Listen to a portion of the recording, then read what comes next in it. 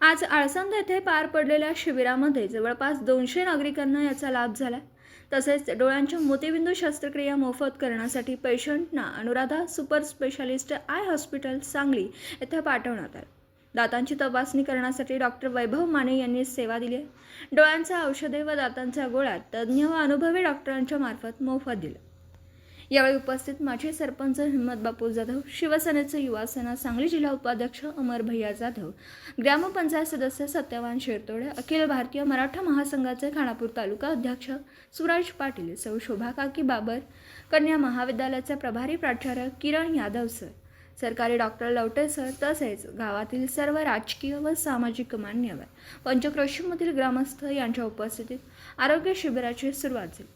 वरदविनायक सामाजिक संस्थेचे सामाजिक कार्य पुढील दिवसात सुद्धा जोमाने चालू राहील अशी ग्वाही अमोल आनंदराव शिंदे यांनी दिली।